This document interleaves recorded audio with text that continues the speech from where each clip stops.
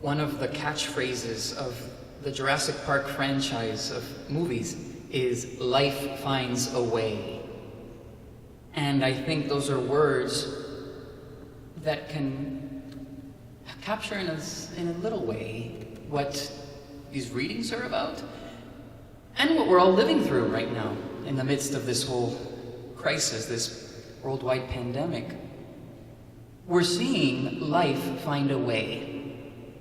We're seeing, even in the midst of things that seem hopeless, of situations that seem very dire, we're seeing beautiful things come out, not at all to downplay the suffering and the hardship and the loss of life that are going on through all of this. But I think that's something that we all have to confront in some way. I mean, this reading very, very obviously from the Gospel is about confronting death head on. And we see our Lord himself, just as human as you or as I. He weeps. He's greatly perturbed and greatly troubled. The people around him don't understand what's going on. Martha, "Oh, if you had been here, Lord, this wouldn't have happened."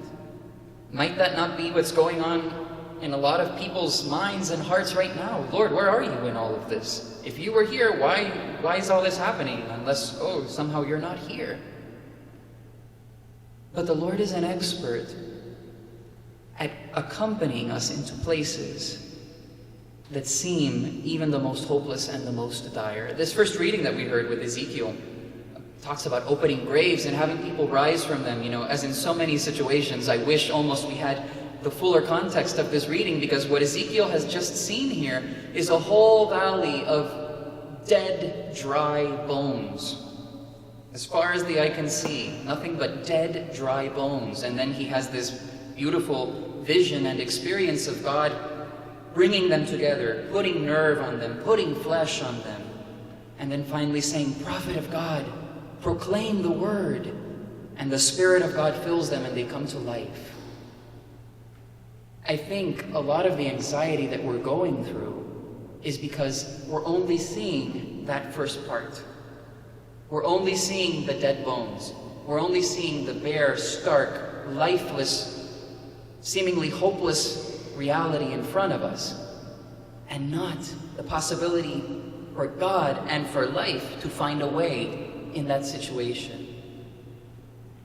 I don't know how many of us, have been directly affected in terms of either having the virus itself or knowing having a family member who's had COVID-19. But one thing's for sure, as we're all cooped up in our homes or wherever we are, with little contact with other people, we start coming face to face with what can often seem like the most hopeless and the most dire reality of all.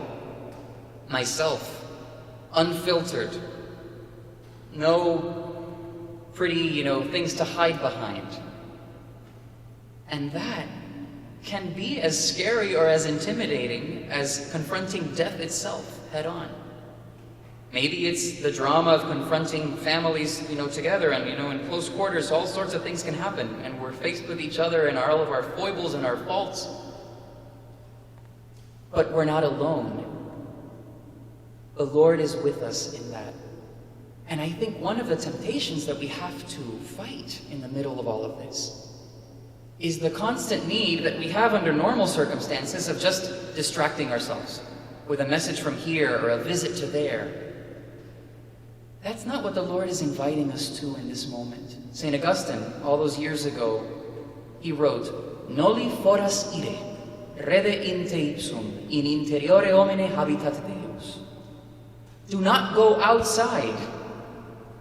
Go within yourself. In the interior man is where God dwells. Sounds like he was writing for us right now. Do not go outside. We all have to confront the reality of my relationship, each of our individual relationships with God.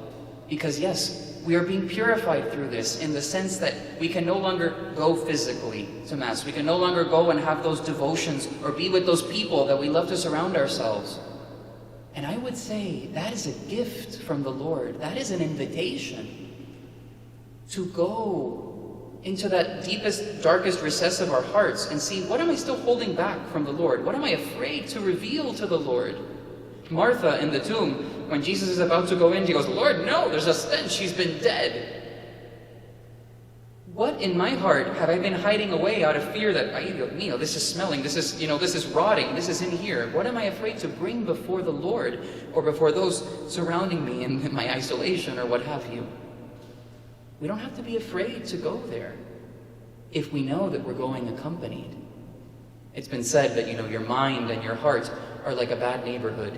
You don't want to go in there alone. And that's totally true. We want to go accompanied by the Lord who is reaching out to each and every one of us in a special way in these circumstances, to let us know, to invite us to see where He is creating life in the midst of very unexpected and unlikely circumstances. And if we do that, we'll see and we'll experience that joy of having the Lord work in us, work through us. And just like life under so many difficult circumstances finds a way, the Lord too finds a way to break through our fear, to break through our anxiety with the hope and the life that He inevitably brings.